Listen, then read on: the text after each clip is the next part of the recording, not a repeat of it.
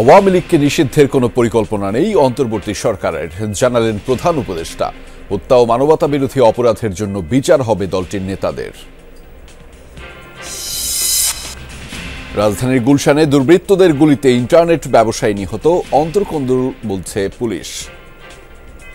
একটা লোককে এখানে মাইরে দিল, তার কাছে মানি ব্যাগ ছিল, মোবাইল ছিল, অন্য ছিল, কোনো কিছু নেয়নি, জাস্ট কিল করে দিয়ে চলে গেছে। গাজীপুরের কালিয়াকৈরে ব্যবসায়ীকে কুপিয়ে হত্যা। অভ্যুত্থানে নিহত শিশুদের মরদেহের সুরতহাল ও ময়না তদন্ত নিয়ে ষড়যন্ত্রের অভিযোগ। নষ্ট করা হয়েছে আলামত, বলছে পরিবার। হত্যার পরিবর্তে পুলিশের রাজনৈতিক মামলা। আঘাত লাগলে যে মানুষ একটা আওয়াজ করে এমন কোনো আওয়াজ করার সুযোগ পেয়েছিল না। সাথে সাথে আপনি তাকে মাটিতে লইতে হবে। হাসিনার খুনি হাসিনার লোকজনে মারছে, পরিষ্কার। ছোট বাচ্চা মারা গিয়েছিল, এই ঘটনাতে মামলা হয়নি, অন্য অনেক ঘটনাতে মামলা হয়েছে। যমুনা রেল সেতু দিয়ে চলাচলকারী ট্রেনের ভাড়া বৃদ্ধিতে ক্ষোভ, যৌক্তিক দাবি কর্তৃপক্ষের। 24 মার্চ চট্টগ্রাম সন্দ্বীপ রুটে ফেরি সার্ভিস চালুর খবরে উচ্ছ্বাস। ময়মনসিংহের সৌরবিদ্যুৎ প্লান্ট স্থাপনে কৃষি জমিকে অনাবাদি দেখিয়ে প্রত্যয়নপত্র। অনুসন্ধানে সিল্যান্ড ও কৃষি অফিসের অনিয়ম প্রমাণ, নির্বিকার কর্তৃপক্ষ। মোটা অঙ্কের টাকা খাইছে, তাহলে না খাইলে তাহলে ওরা ওদের পক্ষে কথা বলে কেন? এই কেলেঙ্কারিতে যারা জড়িত আছে তাদের দৃষ্টান্তমূলক শাস্তি হওয়া দরকার। জেলা প্রশাসনের পক্ষ থেকে আমি একটা তদন্ত কমিটি গঠন করেছি, পুরো বিষয়টা যাচাই বাছাই করে আমাকে একটা রিপোর্ট দিলে সেই অনুযায়ী আমরা ব্যবস্থা করব। ঈদ সামনে রেখে রাজধানীতে জমজমাট কেনাকাটা। চাঁদ রাত নাগাদ বিক্রি আরও বাড়বে, প্রত্যাশা বিক্রেতাদের।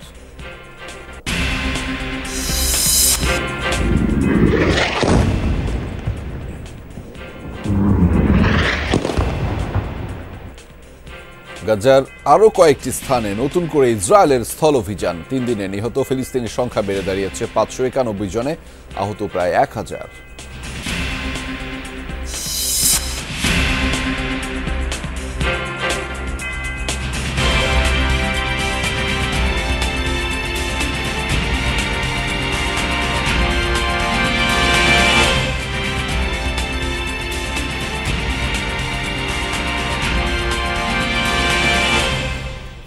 দর্শক, আমন্ত্রণ যমুনা নিউজে, আপনাদের সাথে আছি আমি আহমেদ রেজা। এতক্ষণ শিরোনাম দেখছিলেন, এবারে জানাচ্ছি বিস্তারিত। আওয়ামী লীগকে নিষিদ্ধ করার কোনো পরিকল্পনা নেই অন্তর্বর্তী সরকারের, একথা বলেছেন প্রধান উপদেষ্টা ডক্টর মোহাম্মদ ইউনূস। তবে দলটির নেতৃত্বে থাকা যেসব ব্যক্তির বিরুদ্ধে হত্যা ও মানবতা বিরোধী অপরাধ সহ বিভিন্ন অভিযোগ রয়েছে তাদেরকে বাংলাদেশের আদালতে বিচার করা হবে বলে জানিয়েছেন প্রধান উপদেষ্টা। বৃহস্পতিবার ইন্টারন্যাশনাল ক্রাইসিস গ্রুপের প্রতিনিধি দলের সাথে বৈঠকে কথা জানিয়েছেন প্রধান উপদেষ্টা। প্রতিনিধি দলে ছিলেন doctor comfort error. Doctor Yunus তাদের জানিয়েছেন সরকার নির্বাচনের জন্য 2টি সম্ভাব্য সময়সীমা নির্ধারণ করেছে এবং তা পরিবর্তন করা হবে না। অধ্যাপক ইউনূস বলেন, অন্তর্বর্তীকালীন সরকার নির্ধারিত সময়ে নির্বাচন আয়োজনে প্রতিশ্রুতিবদ্ধ। ডক্টর কমফোর্ট ইরো বাংলাদেশ ও এর অন্তর্বর্তীকালীন সরকারের বিরুদ্ধে পরিচালিত বিভ্রান্তিকর তথ্য প্রচারের বিরুদ্ধে লড়াইয়ে তার সংগঠনের সমর্থনের আশ্বাস দেন।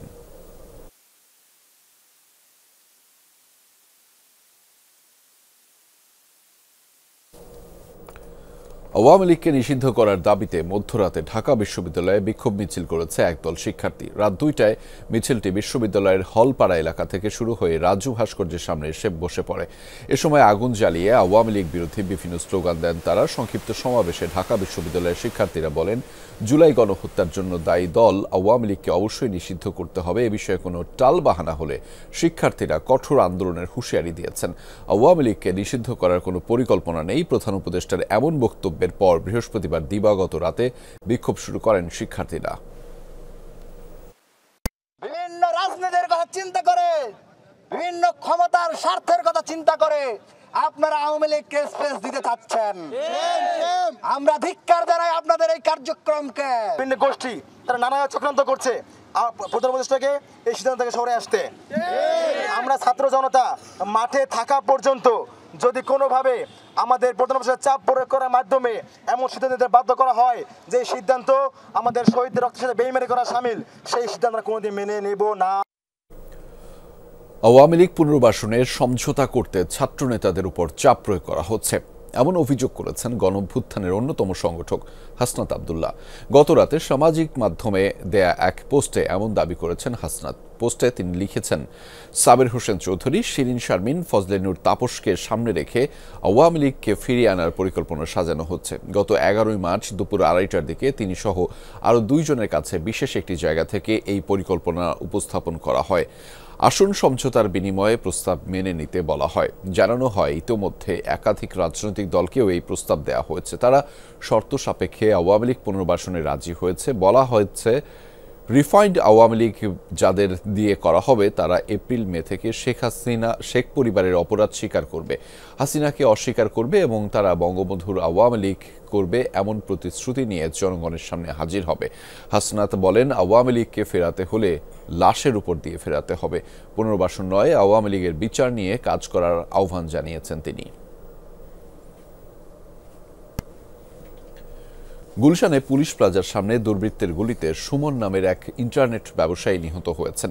রাত 9টার দিকে ঘটে এই ঘটনা। হত্যাকাণ্ডের সময় 5 রাউন্ড গুলি করে দুর্বৃত্তরা, জানিয়েছে পুলিশ। তাদের ধারণা অন্তর্কোন্দল থেকে এই হত্যাকাণ্ড। হামলাকারীদের চিহ্নিত করতে কাজ চলছে। হত্যাকাণ্ডের বিচার দাবি করেছে নিহতের পরিবার। গুলশানের পুলিশ প্লাজার সামনের সড়ক। বৃহস্পতিবার রাত 9টার দিকে এক ব্যক্তির সাথে ধস্তাধস্তি হয় কয়েকজনের। এক পর্যায়ে তাকে গুলি করে পালিয়ে যায় দুর্বৃত্তরা। গুলিবিদ্ধ ওই যুবককে উদ্ধার করে হাসপাতালে নেওয়া হলে চিকিৎসক মৃত ঘোষণা করেন। পরে জানা যায় নিহতের নাম সুমন। ব্রডব্যান্ড ইন্টারনেট সংযোগের ব্যবসার সুবাদে এলাকায় তিনি টেলি সুমন নামে পরিচিত। পুলিশের ধারণা পূর্ব শত্রুতার জেরেই এই হত্যাকাণ্ড। নিহতের বিরুদ্ধে গুলশান বনানী সহ কয়েকটি থানায় চাঁদাবাজি সহ একাধিক মামলা রয়েছে। তার বিরুদ্ধে 6টা মামলা আছে। তা আমরা মনে করতেছি যে অন্য কোনো গ্রুপের সদস্য, কারণ আউট অফ নাথিং তাই একটা লোককে এখানে মাইরে দিল। তার কাছে মানি ব্যাগ ছিল, মোবাইল ছিল, অন্য ছিল, কোনো কিছু নেয়নি, জাস্ট কিল করে দিয়ে চলে গেছে। স্বজনদের আহাজারিতে ভারী ছিল হাসপাতালের পরিবেশ।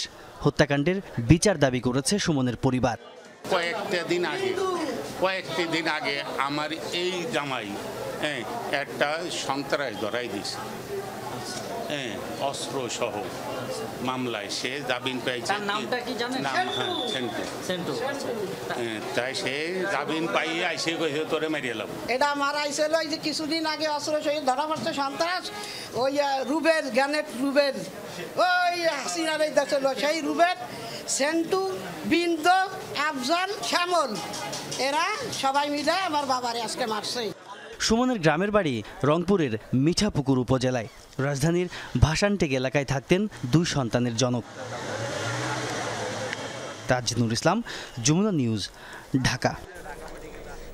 গাজীপুরের কালিয়াকৈরে এক ব্যবসায়ীকে কুপিয়ে হত্যা করেছে ডাকাত দল। গতরাতে উপজেলার হাটুরিয়া এলাকায় বড়ইবাড়ি জামালপুর সড়কে এই ঘটনা ঘটে। পুলিশ জানিয়েছে, গাবচালা এলাকার সঞ্জীব হোসেন ও রয়েল মিয়া মাটি সরবরাহের ব্যবসা করতেন। গতরাতে 8টার দিকে ব্যবসায়িক কাজে মোটরসাইকেলে হাটুরিয়া চালা বাজারে যাচ্ছিলেন তারা। পথে তাদের মোটরসাইকেলের গতিরোধ করে একদল ডাকাত। মোটরসাইকেল ফেলে পালানোর সময় সজীবকে ধরে ফেলে তারা এলোপাথারি কুপিয়ে হত্যা করে। তাকে পরে অপর ব্যবসায়ী রয়েল দৌড়ে গিয়ে এলাকাবাসীকে ডেকে আনে। পরে স্থানীয়রা 2 জনকে ধরে পিটুনি দিয়ে পুলিশে দেয়। বলা হচ্ছে তারা ডাকাত দলের সদস্য। গুরুতর অবস্থায় তাদের হাসপাতালে ভর্তি করা হয়েছে। ছেলেটা মারা গেছে, ওর সাথে আরেকজন পার্টনার আছে, তার নাম হচ্ছে রয়েল। সে আমাকে চিনছে, চিনার পরে আমাকে বলছে যে ভাই আমাদের যে সজীব ছিল, সজীবকে খুব মারছে ডাকাতে, চলেন ওরা উদ্ধার করতে হবে, ওখানে পড়ে রয়েছে, ওরা নিয়ে হসপিটালে যেতে।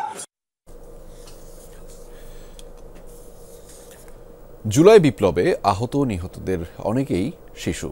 সরকারি হিসেবে শুধু নিহতের সংখ্যাই 135। গুলি করে হত্যার পরও থামেনি নৃশংসতা। সুরতহাল থেকে ময়নাতদন্ত সবখানেই বাধা সৃষ্টি করা হয়। নষ্ট করা হয়েছে মৃত্যুর আলামত। মামলা করতে দেয়া হয়নি পরিবারকে। উল্টো শিশুদের মৃত্যু নিয়ে পুলিশ করেছে রাজনৈতিক মামলা।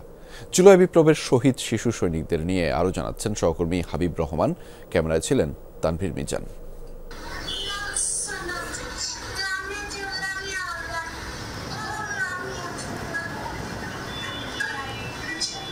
আহাদের কণ্ঠে পবিত্র কোরআনের এমন আয়াত আর কোনোদিন শোনা যাবে না। বাবার সাথে জোর করবে না খেলনার দোকানে নিয়ে যেতে। মাত্র 4 বছরের আহাত যে আর পৃথিবীতে বেঁচে নেই।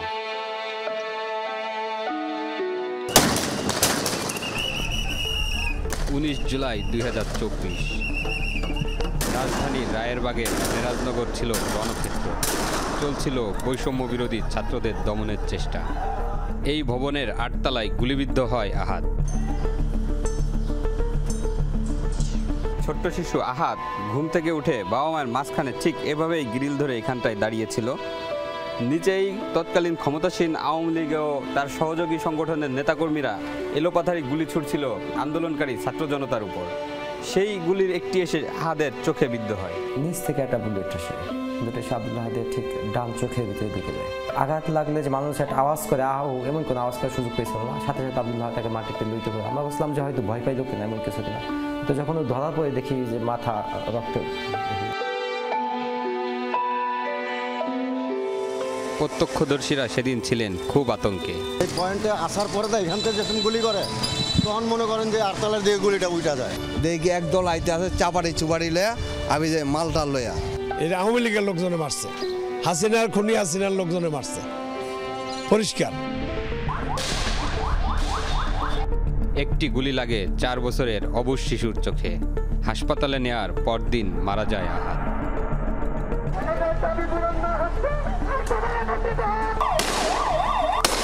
উনিশ জুলাই 2024 রাজধানী ঢাকার পাশাপাশি নারায়ণগঞ্জ সদরের ডিআইটি এলাকাও তখন রণাঙ্গন। চারদিকে গুলির শব্দ। ছাত্র জনতার দিকে তাক করে গুলি করছিল ক্ষমতাসীন নেতাকর্মীরা। অলিতে গলিতে রক্তক্ষয়ী সংঘর্ষ চললেও বাড়ির ছাদে নিশ্চিন্তে খেলছিল অবুঝ রিয়াগো। গণমাধ্যম কর্মী কিংবা ক্যামেরা দেখলেই নিজেকে আড়াল করতে চান রিয়ার মা বিউটি ঘোষ।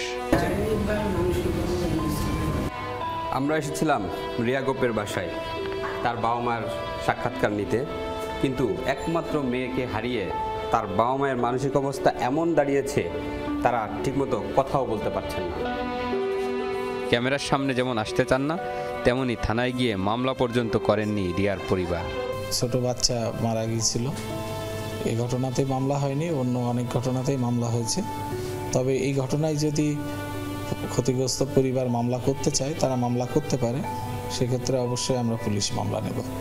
কাউকে এখানে মানে আসামি দীর্ঘ 8 মাসেও পুলিশ বাদী হয়ে মামলা না করার কারণ কি, আর আইনি বা কি বলে?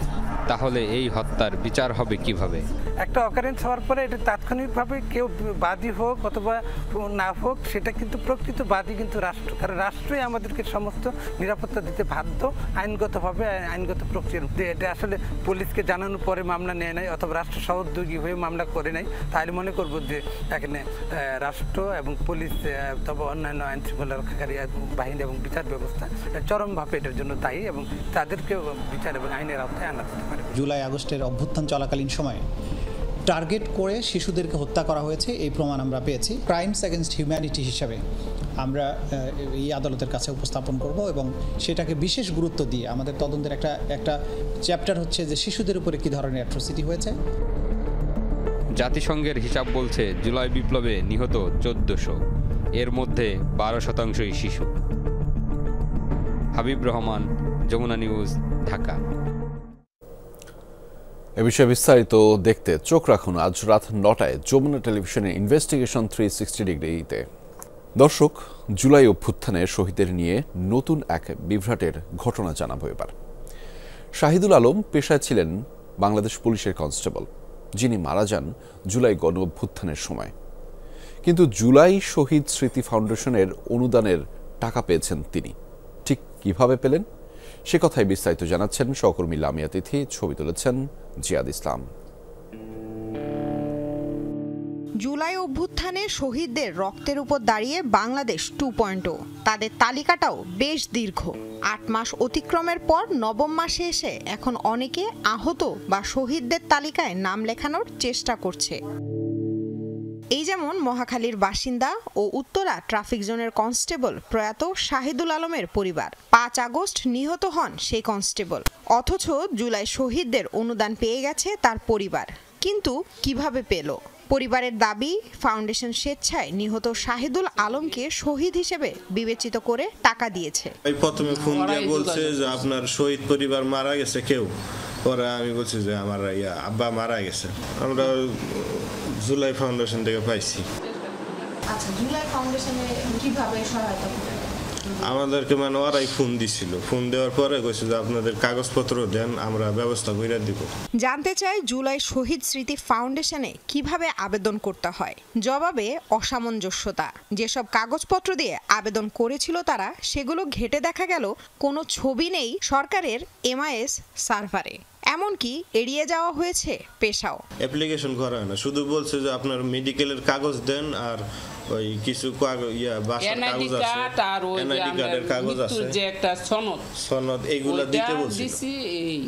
পেশা জিজ্ঞেস করে না, কিন্তু আমরা ওই যে মেসেজে বলছিল এই যে আমার মোবাইলে এখন আপনার ছবি আমরা সব পাঠাইছি এগুলা। পুলিশের ছবি তো দেই নাই আমরা, কনস্টেবল হওয়া সত্ত্বেও কিভাবে সরকারি গেজেটে শহীদদের তালিকায় নাম উঠল? কিভাবে এবার MIS এ ভেরিফিকেশন করা হলো? জানতে চায় জুলাই ফাউন্ডেশনের CEO মীর মাহবুবুর রহমান স্নিগ্ধর কাছে। এটি তো সম্পূর্ণ দায়িত্ব হলো MIS এর, তাদের দায়িত্ব এটি সম্পূর্ণভাবে ভেরিফিকেশন করে একটি তালিকা প্রণয়ন করা। এই বিষয়ে স্থানীয় প্রশাসন থেকে শুরু করে সব জায়গার হেল্প তারা পাচ্ছে। সতর্কতার সাথে যাচাই বাছাই করে এই নামগুলো নিয়ে এই তালিকাটি প্রণয়ন করা হচ্ছে। আমাদের কাছে এখন পর্যন্ত এমন কোনো নির্দেশনা আসেনি এই যে শহীদদের তালিকা, সেই শহীদদের তালিকায় তারা ইনক্লুডেড হবে কিনা অথবা তাদেরকে আমাদের পক্ষ থেকে সহযোগিতা করা হবে কিনা। গেজেট পাবলিশ হওয়ার পর থেকে আমরা কোনো আবেদন গ্রহণ করছি না, সেই গেজেট অনুযায়ী গেজেটের যাদের নাম আছে তাদের সবার সাথে যোগাযোগ করার চেষ্টা করছি। তাহলে গাফিলতিটা ছিল কোথায়? অবশ্যই গাফিলতি আছে। পুলিশের যার নামটি এসেছে সেই সরকারি লিস্ট থেকেই তার নামটি নিয়ে আমরা তার কাছে আমাদের টাকাটি হস্তান্তর করেছি। তিনি যে পুলিশ সদস্য, সরকারি লিস্টে সরকার এটা মেনশন করেনি, সেক্ষেত্রে আমাদেরও কোনোভাবে জানার উপায় নেই যে তিনি নর্মাল শহীদ পরিবার নাকি পুলিশ সদস্য যে আন্দোলনে নিহত হয়েছে। আমরা সেই সরকারি তালিকার উপর ভিত্তি করে আমরা তাকে আমাদের যে 5 লক্ষ টাকাটি আছে সেটি প্রদান করেছি। স্নিগ্ধ বলেন, এমন বিভ্রাটের দায় এড়াতে পারে না সরকার। এ ধরনের ঘটনা বন্ধে ফাউন্ডেশন প্রয়োজনীয় পদক্ষেপ নিচ্ছে বলেও জানান তিনি। MIS কে ইনফর্ম করব এবং সরকারের যেসব মন্ত্রণালয় বা বিভাগগুলো তালিকা প্রণয়নের কার্যক্রমের সাথে জড়িত আছে তাদের কাছে আমরা এটি একটি জবাব দিতেও চাবো এবং তাদের কাছ থেকে এটি একটা সমাধান আমরা আশা করব। লামিয়া তিথি, যমুনা নিউজ, ঢাকা। সদ্য চালু হওয়া যমুনা রেল সেতু হয়ে চলাচলকারী প্রতিটি ট্রেনের ভাড়া বেড়েছে। 19 মার্চ থেকে এই ভাড়া কার্যকর করেছে পশ্চিমাঞ্চল রেল কর্তৃপক্ষ। যাত্রীরা বলছেন, বর্ধিত এই ভাড়ার ক্ষেত্রে পূর্বাঞ্চলের সঙ্গে পশ্চিমাঞ্চলের বৈষম্য করা হয়েছে।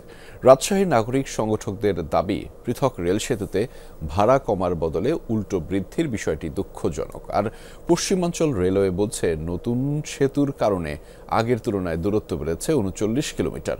স্টেশন ও সেতু মিলিয়ে বাণিজ্যিক হিসেব নিকেশে রেলের নিয়ম অনুযায়ী ভাড়া বৃদ্ধি হয়েছে বলে দাবি তাদের। যমুনা নদীর ওপরে বহুল প্রত্যাশিত পৃথক রেল সেতু চালু হয়ে গেছে। সম্পূর্ণ হয়েছে আনুষ্ঠানিক উদ্বোধনও। 19 মার্চ থেকে এই সেতু দিয়ে চলাচলকারী সব ট্রেনের ভাড়া বাড়িয়েছে পশ্চিমাঞ্চল রেলওয়ে, যাতে হোঁচট খেয়েছে নতুন এই সেতু নিয়ে যাত্রীদের বাড়তি আগ্রহ। বিষয়টা যেহেতু এখানে রেল কর্তৃপক্ষ ভাড়াটা ঠিক করছে, আমরা সাধারণ জনগণ তো সেটাকেই আমরা মেনেই নিচ্ছি এইভাবে, কিন্তু আসলে এর ভিতরে যে বৈষম্য আছে এই জিনিসটা তো আসলে হওয়া ঠিক না। এটা আমরা প্রতিবাদ জানাচ্ছি।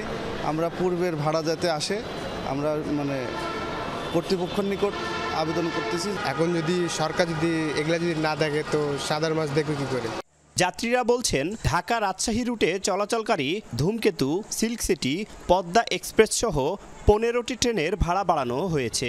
বর্ধিত ভাড়ার ক্ষেত্রে তা পূর্বাঞ্চলের তুলনায় বৈষম্যের শিকার হয়েছে বলে অভিযোগ তুলছেন। তারা জানান, ঢাকা রাজশাহীর 250 কিলোমিটার রেলপথে শোভন চেয়ারে 450 টাকা আর নন স্টপ ট্রেনে 495 টাকা ভাড়া নির্ধারণ করা হয়েছে। অথচ পূর্বাঞ্চলে ঢাকা চট্টগ্রামের 320 কিলোমিটার রেলপথে শোভনে 420 টাকা আর নন স্টপে 450 টাকা ভাড়া রাখা হয়েছে। যারা রেগুলার যাত্রী আছে তাদের জন্য তো অসুবিধা হবে, এই বিষয়টা দেখা উচিত। যেহেতু রাস্তা কম বেশি, ভাড়া তো কম বেশি হওয়ার দরকার ছিল, অথচ এখানে ভাড়া বাড়তি নিচ্ছে। রাস্তা কম অথচ ভাড়া বাড়ছে। চট্টগ্রামে যে ভাড়া আবার রাজশাহী থেকে ঢাকার যে ভাড়া সেম হয়ে যাচ্ছে। চট্টগ্রামের থেকে ঢাকার ভাড়া কম হতে হবে। বিশ্লেষকরা বলছেন রেলের আর বাসের ভাড়া এক হলে মানুষ রেল ভ্রমণে বিমুখ হবে, এতে ক্ষতিগ্রস্ত হবে রাষ্ট্রীয় সংস্থা। আমি মনে করি যে এই যে রেল যে একটি যাত্রী বান্ধব যাত্রী সেবার কথা তারা সবসময় বলে, কিন্তু আপনি যদি আচার আচরণে দেখেন এটা কোনোভাবেই আমাদের যাত্রী বান্ধব হয়ে গড়ে ওঠেনি। গণশুনানি ছাড়া এই ভাড়া বৃদ্ধি ও বৈষম্য সৃষ্টির অভিযোগ তুলে রাজশাহীর নাগরিক নেতারা বলছেন বর্ধিত ভাড়া প্রত্যাহার না হলে তারা ঈদের পরে আন্দোলনে নামবেন। এই ভাড়া যদি কার্যকরী করে তাহলে কিন্তু ঈদের পরে আমরা এই ভাড়া তো দিবই না, বরং এই অঞ্চলের মানুষের খাদ্য বলেন, সবজি বলেন, ফল বলেন সব কিছু বন্ধ করে আমরা এই অঞ্চলে আন্দোলন গড়ে তুলব। রেল কর্তৃপক্ষ বলছে নতুন সেতু দিয়ে চলাচলে পথ বেড়েছে ৩৯ কিলোমিটার, তাই ৩৯ কিলোমিটারের বর্ধিত ভাড়া যোগ হয়েছে। নতুন ব্রিজের 25 গুণ করাতে এটা হয়ে গেছে 120 কিলোমিটার। তাহলে আগের ব্রিজের থেকে নতুন ব্রিজের দূরত্ব বেড়ে গেছে 39 কিলোমিটার। এই 39 কিলোমিটারের বর্ধিত ভাড়া বৃদ্ধি পেয়েছে। পশ্চিমাঞ্চল রেলওয়ের দাবি তারা স্টেশন ও সেতুসহ বিভিন্ন স্থাপনা মিলিয়ে নিয়ম অনুযায়ী যে বাণিজ্যিক প্রক্রিয়ায় ভাড়া নির্ধারণ করে থাকেন, সেখানে ঢাকা চট্টগ্রামের তুলনায় রাজশাহী ঢাকার দূরত্ব বেশি। তারিক মাহমুদ, যমুনা নিউজ, রাজশাহী। আগামী ২৪ মার্চ প্রথমবারের মতো চট্টগ্রাম সন্দ্বীপ রুটে চালু হচ্ছে ফেরি সার্ভিস। খুলছে নতুন সম্ভাবনার দুয়ার। মূল ভূখণ্ড থেকে বিচ্ছিন্ন দ্বীপের মানুষ এ নিয়ে বেশ উচ্ছ্বসিত। ঝুঁকিপূর্ণভাবে উত্তাল সাগর পাড়ি দিতে গিয়ে শত বছরের দুর্ভোগ এবার লাঘব হবে বলে আশা তাদের। এ যেন এক নতুন যাত্রা, সন্দ্বীপের মানুষের জন্য স্বপ্ন পূরণের সন্ধিক্ষণ। কাদাপানি মারিয়ে যাত্রা, দুঃসহ অভিজ্ঞতা হতে চলেছে অতীত। কপোতাক্ষ নামের এই ফেরি খুলতে যাচ্ছে নতুন সম্ভাবনার দুয়ার। আগামী ২৪ মার্চ চট্টগ্রাম সন্দ্বীপ রুটে প্রথমবারের মতো ফেরি সার্ভিস চালুর কথা। এরই মধ্যে ২ দফা সফল ট্রায়াল শেষ। বছরের পর বছর ঝুঁকি নিয়ে স্পিডবোট আর ট্রলার যোগে ২০ কিলোমিটার উত্তাল সাগর পাড়ি দেয়া সন্দ্বীপের মানুষ এখন ফেরি যুগের অপেক্ষায়। পরীক্ষামূলক চলাচল শুরু হওয়ায় উচ্ছ্বসিত তারা। ফেরি হওয়াতে আমরা রোগী সহকারে অ্যাম্বুলেন্স সহকারে আসতে পারতেছি। ইনশাল্লাহ দুর্ভোগের কোনো সম্ভাবনা থাকবে না। খুব গর্বের সহিত বলতে পারতেছি যে এখন এইখান থেকে ডিরেক্ট আমি গাড়ি নিয়ে আমার বাড়িতে পৌঁছাইতে পারবো। হ্যাঁ, একসময় আমার আসলে গাড়ি এক জায়গায় আমি এক জায়গায়, আমরা খারাপ ওয়েদারে যাতায়াত করা যেত না, বাট এই ফেরির মাধ্যমে আমি আশা করি আমাদের যাতায়াত ব্যবস্থা সুব্যবস্থাতে পরিণত হবে। চট্টগ্রামের সীতাকুণ্ডের বাঁশবাড়িয়া ঘাট থেকে সন্দ্বীপের গুপ্তছড়া ঘাট পর্যন্ত দিনে ২ বার যাওয়া আসা করবে এই ফেরি। যেতে সময় লাগছে সোয়া ১ ঘন্টা। ফন্টুন প্লেস করা, ঘাটে প্লেস করা একটা রিস্ক। আমরা যদি লো ওয়াটারে ফন্টুনটা প্লেস করি, দেখা যায় হাই ওয়াটারে আবার আমার বাঁধনগুলি ঠিকমতো থাকে না, নড়চড় করে গাড়ি উঠতে প্রবলেম হয়। ওগুলি কিভাবে ফিক্স করা যায় ওটা আমরা ট্রায়াল রানের মাধ্যমে কালকে যে সমস্যাটা দেখছি আজকে মোটামুটি ফিক্স করছি। পারাপারে যাত্রী প্রতি ভাড়া ১০০ টাকা। ফেরিতে যানবাহন ধারণ ক্ষমতা ২৪টি, ক্যাটাগরি ভেদে ভাড়াও ভিন্ন। এরই মধ্যে বাঁশবাড়িয়া এবং গুপ্তছড়া এই ২ প্রান্তে ফেরিঘাট, সংযোগ সড়ক, পার্কিং সহ নানা অবকাঠামোগত উন্নয়ন কাজও প্রায় শেষ। সেইভাবে দামের দাম গাড়ি ভাড়া সেইভাবে, যার কারণে সন্দ্বীপবাসী অনেক সস্তায় অনেক কিছু তারা সাশ্রয় হবে। গাড়ি নামায় এদিক দিয়ে যাবে, এদিকে লোক ওই দিকে যাবে, এপার ওপার হবে আর কি। এটা খুব সুবিধা হবে, ভালো হবে। যাতায়াতের যে সুযোগ সুবিধা বয়ে আনছে, সেই জন্য মানুষ এই সরকারের প্রতি অনেক কৃতজ্ঞতা জানাবে। আপাতত কপোতাক্ষ চললেও পরে সমুদ্রের উত্তাল ঢেউয়ের মধ্যে চলাচলের উপযোগী বিশেষ ফেরি নামানোর পরিকল্পনা কর্তৃপক্ষের। ফেরি রেডি হচ্ছে, আমরা জানি টিসিতে কিছু ফেরি রেডি হচ্ছে সি ট্র্যাক টাইপের, যেটা ওগুলো চলার মতো। ওইগুলো চলে আসে না আসা পর্যন্ত এটা আসলে ওয়েদার দেখে অবস্থা বুঝেই তারপর চলাচল করবে। 8টি ফেরি রেডি হচ্ছে সি ট্র্যাক, যেগুলোতে এই বছরের শেষ নাগাদ পাওয়া যাবে। আল আমিন শিকদার, যমুনা নিউজ, চট্টগ্রাম। অভিনব কায়দায় কৃষকদের উচ্ছেদ করে ময়মনসিংহের মুক্তাগাছায় সৌর বিদ্যুৎ প্ল্যান্ট স্থাপনের কাজ চলছে। যমুনা টিভির এমন সংবাদের পর ঘটনাস্থল পরিদর্শন করেছেন জেলা প্রশাসক। গঠন করা হয়েছে তদন্ত কমিটি। অনুসন্ধানে বেরিয়ে এসেছে তৎকালীন স্থানীয় ভূমি অফিসের এসিল্যান্ডের প্রত্যয়নপত্র, যেখানে মাসুদ রানা নামে কর্মকর্তা ৭৫.০৪ একর জমিকে কৃষককে দেখিয়েছেন অনাবাদি। এদিকে উপজেলা অফিসের সরকারি নথি থেকে গায়েব কৃষি অফিস থেকে অনাবাদি জমি দেখিয়ে দেয়া প্রত্যয়নপত্র। অনিয়ম দুর্নীতির পরও বহাল তবিয়তে আছেন সংশ্লিষ্ট দপ্তরের কর্মকর্তারা। এ বিষয়ে বিস্তারিত জানাচ্ছেন সহকর্মী হোসাইন শাহিদ। অভিনব কায়দায় কৃষকদের উচ্ছেদ করে ময়মনসিংহের মুক্তাগাছায় ২০ মেগাওয়াট সৌর বিদ্যুৎ প্ল্যান্ট স্থাপন করেছে জুলস পাওয়ার লিমিটেড নামের প্রতিষ্ঠানটি। যমুনা টিভিতে এমন সংবাদ প্রচারের পর বের হয়ে এসেছে আরও ভয়াবহ অনিয়ম দুর্নীতির চিত্র। উপজেলা ভূমি অফিসের রেকর্ডে খোঁজ নিয়ে দেখা যায় সব জমি নামা শ্রেণীর কৃষি জমি হিসেবে অন্তর্ভুক্ত। সদ্য যোগদান করা এসিল্যান্ডও বলছেন এটি কৃষি জমি। অ্যাজ পার রেকর্ড আসলে এগুলো কৃষি জমি, কারণ পৌরসভার বাইরের আমাদের সকল জমি কৃষি জমি এবং এসিল্যান্ড অফিস থেকে তো তারা শ্রেণী পরিবর্তন করেনি। তবে অনুসন্ধানে জানা যায় ৭৫.৪০ একর কৃষি জমিকে অনাবাদি দেখিয়ে প্রত্যয়নপত্র দিয়েছিলেন মুক্তাগাছার তৎকালীন এসিল্যান্ড মাসুদ রানা, যার ফলশ্রুতিতে এডিবি থেকে $২৪.৩ মিলিয়ন ঋণ পায় জুলস পাওয়ার লিমিটেড। আর এখন অভিনব কায়দায় উচ্ছেদের চেষ্টা চলছে কৃষকদের। এসিলেন যে ফাটাইলো আঙ্গর গরিবের সুখ দুঃখ দেখবার লিগা, তা না কইরা কোম্পানির সুখ দুঃখ দেখে মোটা অঙ্কের টাকা খাইছে, তাহলে না খাইলে তাহলে ওরা ওদের পক্ষে কথা বলে কেন? জামালপুর বকশীগঞ্জ উপজেলার ইউনো হিসেবে দায়িত্বে আছেন মাসুদ রানা। জানতে চাই কোম্পানির পক্ষে কেন দেয়া হলো এমন প্রত্যয়ন, কিন্তু ক্যামেরার সামনে কথা বলতে নারাজ তিনি। এখন তো আর ওইটা নাই, মানে ওই যে বিগ ডিলের কথা বলতেছে এখনো আছে বিগ ডিল, এখনো ওই যে ওইটা যে না গেছে এটাও কিন্তু একটা বিগ ডিল, পলিটিক্যাল এনগেজমেন্ট ছিল এবং মন্ত্রী মহোদয় আমাকে বেশ কয়েকবার কথা হয়েছিল। কৃষি জমিকে অকৃষি দেখিয়ে যে ছাড়পত্র দিল, এই কেলেঙ্কারিতে যারা জড়িত আছে আমি মনে করছি যে তাদের দৃষ্টান্তমূলক শাস্তি হওয়া দরকার। একই রকম প্রত্যয়ন দেওয়ার অভিযোগ তৎকালীন কৃষি কর্মকর্তার বিরুদ্ধেও। সেই প্রত্যয়নের কপি চেয়ে তথ্য অধিকার আইনে আবেদন করেছিল যমুনা টিভি। আবেদনের জবাবে লিখিতভাবে জানানো হয় এই সংক্রান্ত কোনো প্রত্যয়ন সরকারি ফাইলে সংরক্ষিত অবস্থায় পাওয়া যায়নি। তবে অনুসন্ধান করতে গিয়ে প্রত্যয়নের কপি চলে আসে যমুনা টিভির হাতে। এই ব্যাপারে কৃষি কর্মকর্তার বক্তব্য, বিষয়টি ভুলে গেছেন তিনি। ৪ বছর আগে বিষয়টা তো এখনো এইভাবে আসলে মনে নেই। তবে আমার কৃষি সম্প্রসারণ কর্মকর্তা এবং উপসহকারী কৃষি অফিসার যে প্রত্যয়ন দিয়েছিলেন তার প্রেক্ষিতে আমি একটা প্রত্যয়ন দিই। পরবর্তী ধাপে প্রকল্পের অবস্থানগত ছাড়পত্র নেওয়া হয় পরিবেশ অধিদপ্তর থেকে। সেখানেও জানতে চাই কিভাবে দেয়া হলো ছাড়পত্র। বিষয়টি এড়িয়ে জানানো হয় এরই মধ্যে কাজ বন্ধের নির্দেশ দেয়া হয়েছে। প্রজেক্টের পেরিফেরি ধরে একটা রাস্তা তারা মাটি ফেলে ভরাট করে রাস্তা নির্মাণের কার্যক্রম পরিচালনা করছে। তো আমরা তাদেরকে এই ভরাট কার্যক্রম বন্ধ রাখার জন্য তাদেরকে নির্দেশনা দিয়েছি। জেলা প্রশাসনের পক্ষ থেকে আমি একটা তদন্ত কমিটি গঠন করেছি। সেই কমিটিতে ইউনো আহ্বায়ক থাকবে। সার্বিক বিষয় আইনগত এবং আপনার বাস্তব অবস্থার প্রেক্ষিতে পুরো বিষয়টা যাচাই বাছাই করে আমাকে একটা রিপোর্ট দিলে সেই অনুযায়ী আমরা ব্যবস্থা গ্রহণ করব। বিশাল প্রকল্প এলাকায় ধনরাবিল নামে পরিচিত ৪৮ একর জায়গা জুড়ে রয়েছে হাজারো পাখির বসবাস। গজি হলে আছে, বালিয়াস আছে, বিভিন্ন জাতের পাখিগুলো আছে। যখন বেকোটা স্টার্ট দেয় এরকম চিল্লাফিল্লা করে জঙ্গলে ফলাইতেছে। ব্যবস্থা না নিলে আগামী বছরই হয়তো নীড় হারাবে পাখিগুলোও। আইন হচ্ছে রাষ্ট্রের কাঠামো যা দেশ ও নাগরিককে সুরক্ষা দেয়।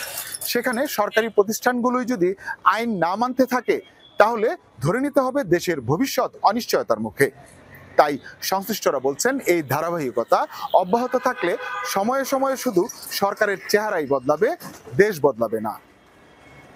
হুসাইন শাহিদ, যমুনা নিউজ, ময়মনসিংহ।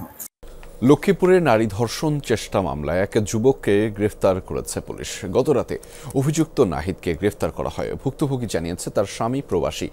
দেশে থাকা অবস্থায় নাহিদের কাছ থেকে ১,০০০ টাকা ধার নিয়েছিলেন তিনি। সেই টাকা দিতে গেলে তাকে ফাঁকা বাড়ির মধ্যে নিয়ে হাত বেঁধে ধর্ষণের চেষ্টা চালায় নাহিদ। এ সময় ভুক্তভোগীর শিশুকন্যাকে আরেকটি কক্ষে আটকে রাখা হয়। পরে ওই নারীর চিৎকারে আশপাশের লোকজন এগিয়ে এলে পালিয়ে যায় নাহিদ। থানায় মামলার পর তাকে গ্রেফতার করেছে পুলিশ। হৃদয়ের বাড়িতে কেউ না থাকায় কৌশলে তাকে ঘরের মধ্যে নিয়ে দরজা দিয়ে তাকে ধর্ষণের উদ্দেশ্যে শ্লীলতাহানির চেষ্টা করে। এমত অবস্থায় যে চিৎকার দিলে আশেপাশের লোকজন আসে এবং তাৎক্ষণিক বিষয়টা প্রকাশ হয়, আমাদের নজরে আসে। আমরা অতিরিক্ত কিছু ফোর্স সেখানে আমরা বিভিন্নভাবে তাকে আটক করতে সক্ষম হয়েছি। রাজধানীর উত্তরায় যৌথ বাহিনীর অভিযানে ধারালো অস্ত্র ও মাদকসহ 15 জনকে গ্রেফতার করা হয়েছে। বৃহস্পতিবার রাতে উত্তরা 9 নম্বর সেক্টরের নাভানা সিএনজি পাম্প ও এর আশপাশের এলাকা থেকে গ্রেফতার করা হয় তাদের। গ্রেফতারকৃতরা পেশাদার ছিনতাইকারী ও মাদক কারবারি বলে জানিয়েছে আইনশৃঙ্খলা রক্ষাকারী বাহিনী। এ সময় তাদের কাছ থেকে 5টি ছুরি, গাঁজা, ইয়াবা, ট্যাবলেট ও মাদক সেবনে ব্যবহৃত সরঞ্জামাদি উদ্ধার করা হয়েছে। পরে তাদের উত্তরা পশ্চিম থানায় হস্তান্তর করা হয়। এ সময় ভারপ্রাপ্ত কর্মকর্তা জানিয়েছেন অভিযানে গ্রেফতার হওয়াদের বিরুদ্ধে আইনগত ব্যবস্থা নেওয়া হচ্ছে। আসন্ন ঈদ উপলক্ষে উত্তরা আইন শৃঙ্খলা পরিস্থিতি ভালো রাখার জন্য আজকে যৌথ বাহিনীর একটি অভিযান হচ্ছে। সেখানে সেনাবাহিনী ক্যাম্পের সদস্যরা সহ আমাদের একটি টিম এখানে অভিযানে অংশগ্রহণ করছিল। সেই অভিযানে মোট 15 জন গ্রেপ্তার হয়েছে এবং ইয়াবা উদ্ধার হয়েছে কিছু এবং গাঁজা উদ্ধার হয়েছে। এছাড়াও 3টি ধারালো অস্ত্র উদ্ধার হয়েছে, দেশীয় অস্ত্র। এই ব্যাপারে আমরা আইনগত ব্যবস্থা মামলা প্রক্রিয়াধীন আর কি। কুষ্টিয়ায় বিএনপির চেয়ারপারসন খালেদা জিয়ার রোগ মুক্তি কামনায় দোয়া ও ইফতার মাহফিল অনুষ্ঠিত হয়েছে। বৃহস্পতিবার বিকেলে শহরের আড়ুয়াপাড়া বজলুর মোড় জামে মসজিদে মাহফিলের আয়োজন করে জেলা বিএনপির সাবেক যুগ্ম সাধারণ সম্পাদক ও পৌরসভার সাবেক প্যানেল মেয়র মহিউদ্দিন চৌধুরী মিলন।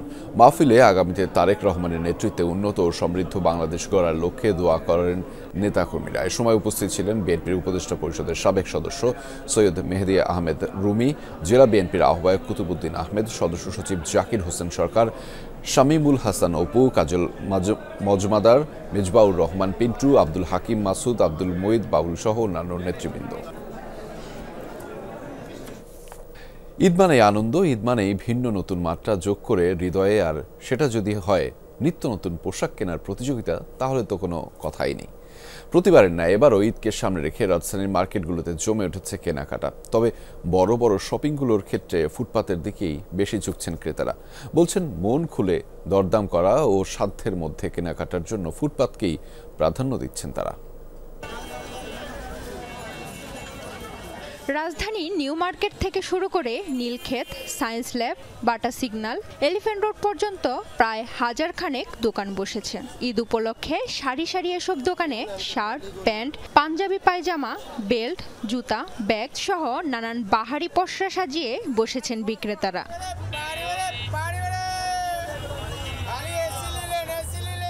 ফুটপাত ঘিরে গড়ে ওঠা এসব দোকানে পাওয়া যাচ্ছে নারীদের জন্য দেশি সুতি কাপড়ের নানান পোশাক। রয়েছে কাশ্মীরি ডিজাইনের শাড়ি ও 3 পিস, জরি ও সুতার মিশেলে বাহারি নকশার শাড়ি, উজ্জ্বল রঙের জর্জেট শাড়ি ও টিস্যু কাপড়ের 2 পিস। ছোট বাচ্চাদের জন্য রয়েছে নিত্য নতুন বাহারি পোশাক ও আকর্ষণীয় খেলনা সামগ্রী।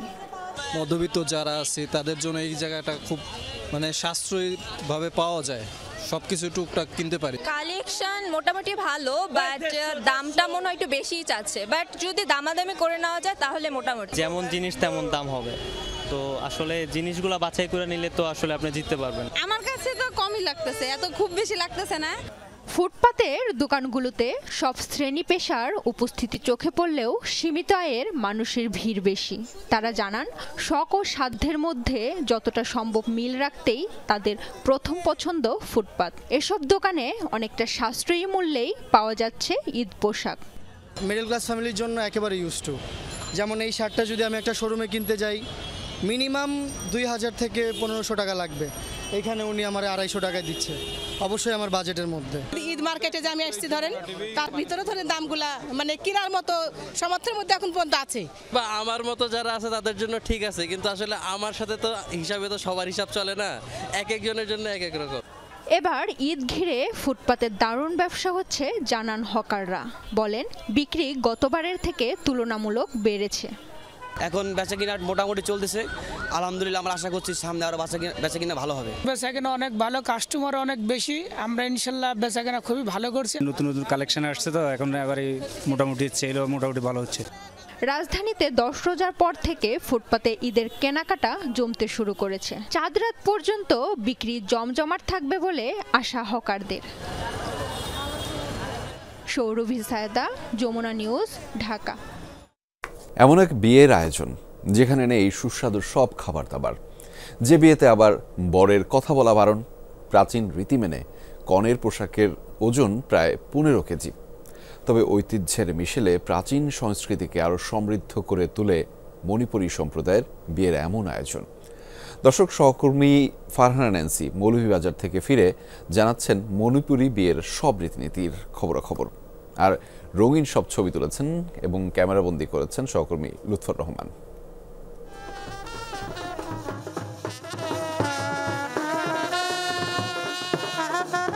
গোধূলি বেলায় আনন্দ আয়োজনের যাত্রা। গায়ের পথ ধরে মণিপুরী সম্প্রদায়ের এক বরযাত্রীর আগমনী ধ্বনি। খালি পায়ে এই বরপক্ষের নারীরা মাথায় নিয়ে চলছে ফল আর মিষ্টির ভাণ্ডার। কনের বাড়ির অভিমুখে বরপক্ষের এই চলায় মিশেল ঘটেছে আনন্দ আর প্রাচীন রীতির। যমুনা টেলিভিশন এবার নিমন্ত্রণ পেয়েছে একটি মণিপুরী সম্প্রদায়ের বিয়ের, যে আয়োজনগুলোতে তাদের সংস্কৃতি এবং ঐতিহ্যর মিশেলে উৎসবগুলো হয়ে ওঠে আরও বেশি রঙিন। আমরা আজকে আপনাদেরকে জানাবো এই রঙিন আয়োজনের চিত্রকথা। ছাতার মুকুট সাজা বরকে পা ধুয়ে ধর্মীয় বিধিতে বরণ করে নেওয়া হয়। পুরো বিয়ের আয়োজন জুড়ে বরের কিন্তু কথা বলা মানা। স্নিগ্ধ জুই আর চন্দনের ছোঁয়ায় অতিথিদের স্বাগত জানানোর পরম্পরা এখানে, সাথে পান সুপারির ভাগার থেকেও আপ্যায়নের আয়োজন। সবার কাছে দিতে সংস্কৃতি আর সৌন্দর্যটা সবার কাছে যাতে ফুটে উঠে সেজন্য এই চন্দনটা বিশেষভাবে ব্যবহার করা হয়।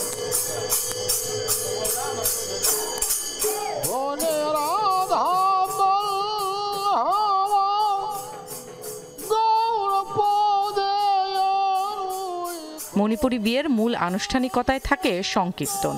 6 থেকে 7 জনের বাদক দল মন্দিরা আর মৃদঙ্গের তালে তালে মাদকতা ছড়ায়।